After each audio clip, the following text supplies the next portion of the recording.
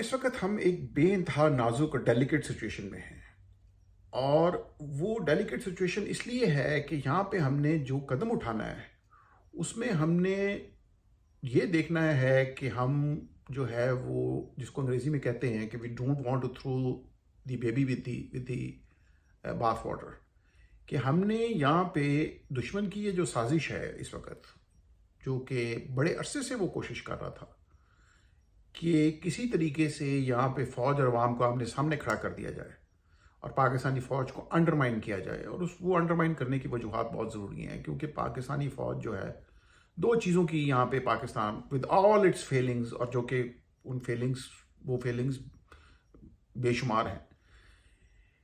कोताहियाँ गलतियाँ बिल्कुल अपनी जगह, लेकिन दो चीज़ें जो हैं वो बड़ी इंपॉर्टेंट है और हमारा दुश्मन उसको समझता है, हम समझें या ना समझें। वो एक तो ये कि वो हमारी जो न्यूक्लियर एसेट्स है उसकी कस्टोडियन है।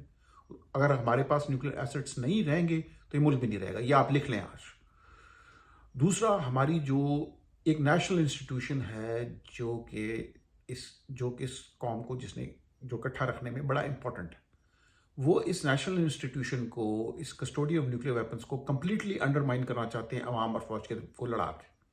और इसमें फौज के किरदार, कुछ गंदे किरदार इसमें उसकी, और अपनी जो फौज की बताई हैं वो उसमें उसकी मदद कर रहे हैं।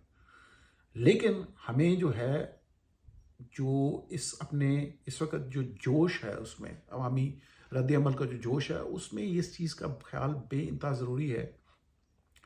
कि हम फौज को की रिफॉर्म की डिमांड करें, उसको अंडरमाइन ना करें। और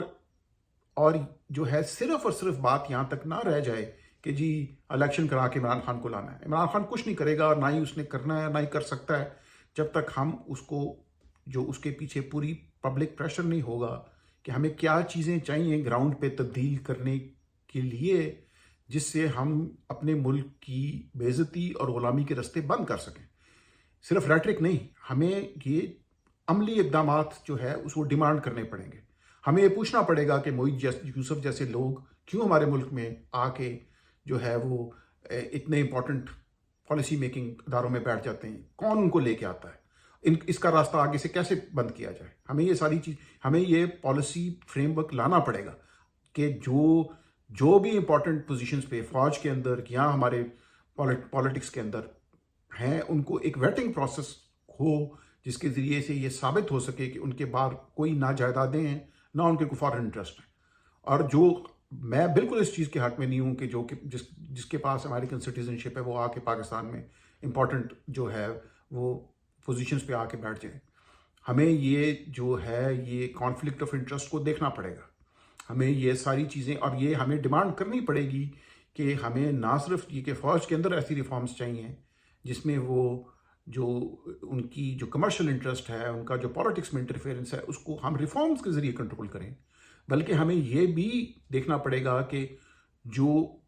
फॉरेन अमेरिकन इंटरेस्ट है लोगों का, जो वो उन लोगों को हमने अपने मुल्क के इनर सैंक्टम है पॉलिसी मेकिंग में, उसमें किस हद तक जगह देनी है। ये सारी चीज़ें हमें एज अ कॉम डिमांड करनी पड़ेंगी और ये करना पड़ेगा।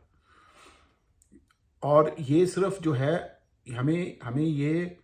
पूछना पड़ेगा इमरान खान से और जो भी पावर में आता है कि भाई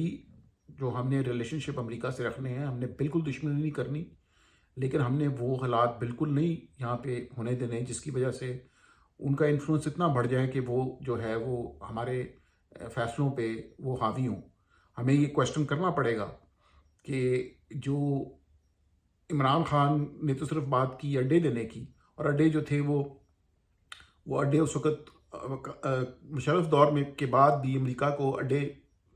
जो थे वो नहीं मिले हुए थे। उनको जो थी एक कॉरिडोर ज़रूर था, और जो कि इमरान खान ने अपने दौर में ख़त्म नहीं किया, और ना ही किसी ने सवाल उठाया कि वो कॉरिडोर क्यों है। अब आगे जाके हमें ये क्वेश्चन करना पड़ेगा कि अमेरिका की जो एम्बेसी की यहाँ पे जो बिगेस्ट इंटेलिजेंस नेटवर्क है उसको भी क्वेश्चन करना पड़ेगा। हमें सिर्फ जो है वो कौम को अब रैटरिक के ज़रिए और बातों के ज़रिए अब ये कौम को बेवकूफ़ नहीं बनना चाहिए, और ना ही ये इसमें एहसास होना चाहिए कि ये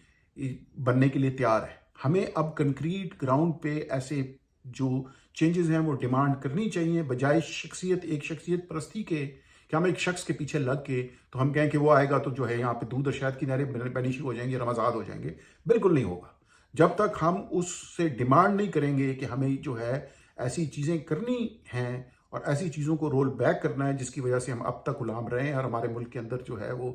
لوگ اس طرح اور بیرون ملک سے جو ہے وہ انفلوئنس ایسا رہا ہے کہ ہماری پالیسیز جو ہیں وہ بناتے رہے، اس ساری چیز کا ہمیں گراؤنڈ پہ جو ہے رستہ روکنا پڑے گا، اور اگر ہم اس چیز کے لیے تیار نہیں ہیں